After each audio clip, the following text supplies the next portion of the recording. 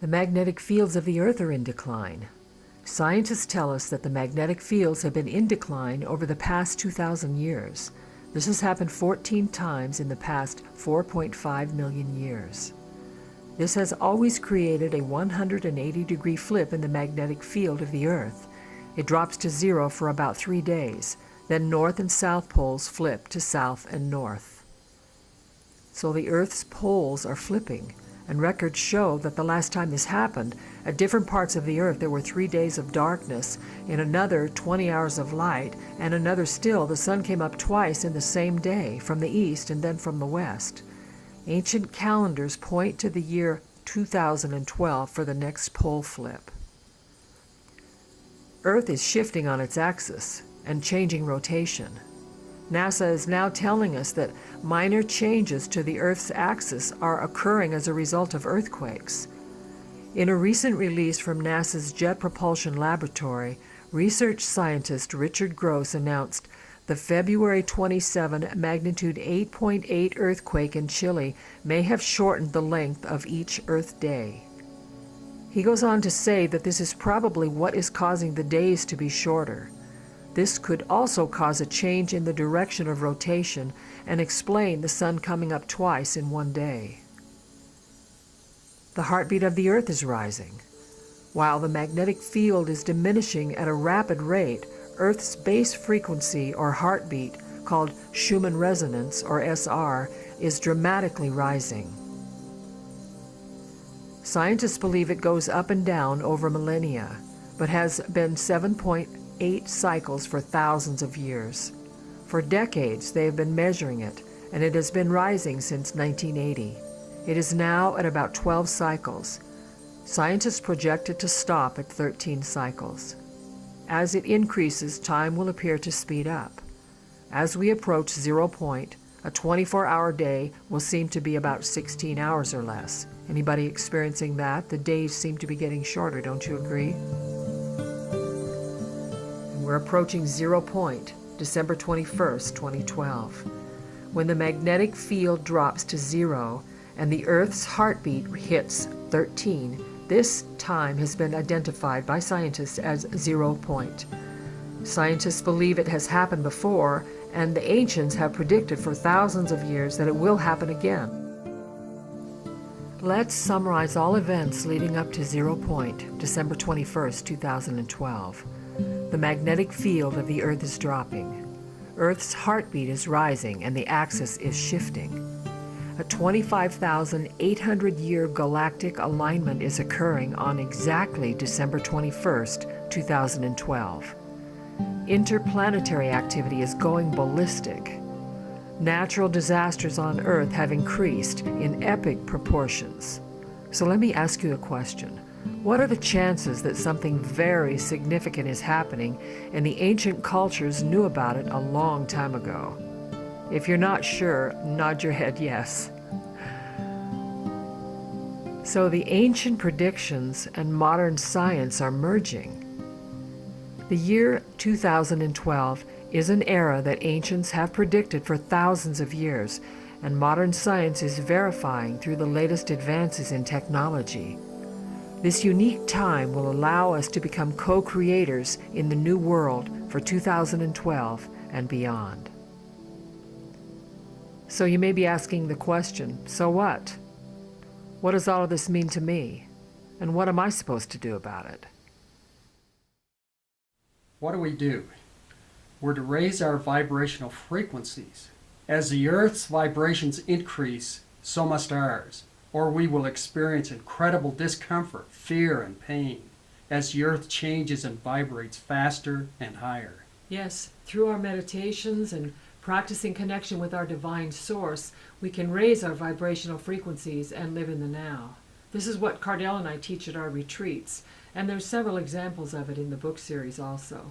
Plus, I've channeled some meditations and guided imagery that are a big help.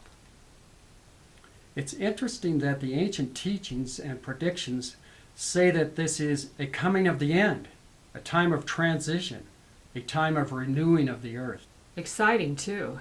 They've also told us that it will be a time of telepathy, teleportation, transition, and a time of no pain or death. Sounds like One World in my books, huh, Cardell? It absolutely does. We know that those who awaken and focus their attention and clarity on realizing who they are, remembering who they are, knowing the unknown, will learn how to connect with their inner being or higher self. And this will allow them to live in a dominant state of peace, harmony, connection, and well-being. And they will flourish through these coming years and beyond. Those who do not make an effort to raise their vibrational frequency with the earth will be run by their ego mind in a compulsive state of living in the past and the future. Unfortunately, people run by their personality programs, living in anxiety, fear, doubt, and worry, will have a very difficult time of it. As the changes around us increase in intensity, many people won't be able to stand it, kind of like their skin feeling like it's crawling. They won't know why they feel so lousy, just that they do. If we shift into another dimension, as the evidence is now supporting, they will not make the shift because their frequency will not be a match. There are many probable events that could take place. It's entirely possible that we'll stay right here, but the world will definitely be a very different place. Those of us who are in the light, living in a dominant state of love, forgiveness, and appreciation, will be the leaders of tomorrow. Seems like I remember a great master once saying, "The meek shall inherit the earth." I do too.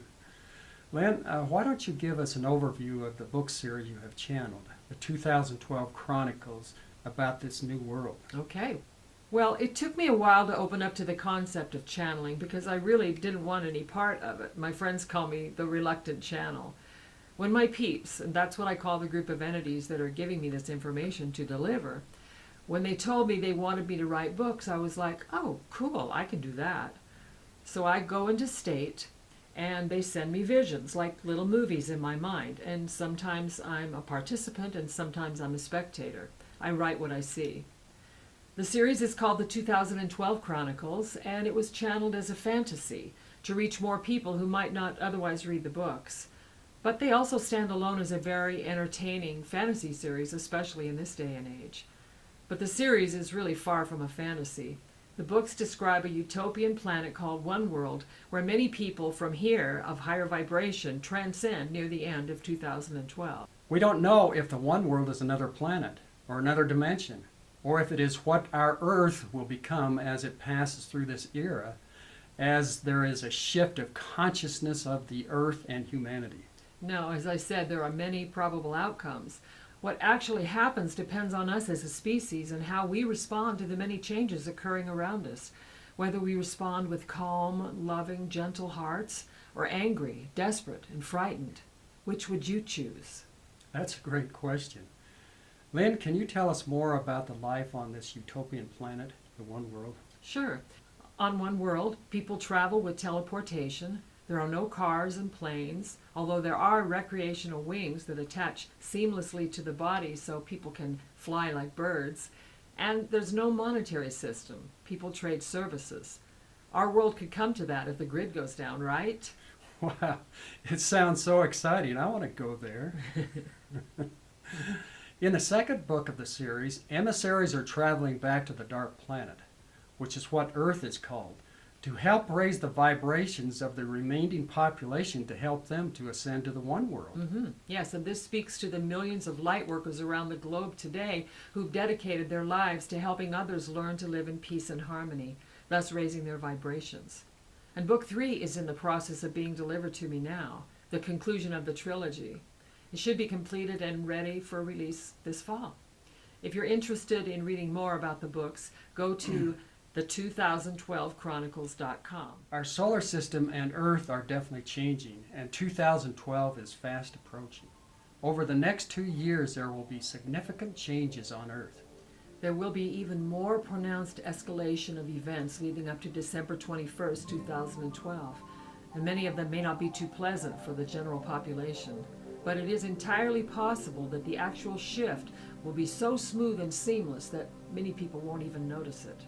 They will simply look around happily one day at what the world has evolved into and say, wow, how did this happen? Yes, it could happen that way. All we know is that everything is changing, and those who change with the Earth, those who make a shift in consciousness, will thrive on the new world, where love and peace is normal, and there is no disease and no war. Whether it be here, in another dimension, or on another planet altogether, it's a beautiful thing that's occurring, and we invite you to align yourself with this movement towards peace, harmony, and love, and get ready for the ride of your life. And so be it.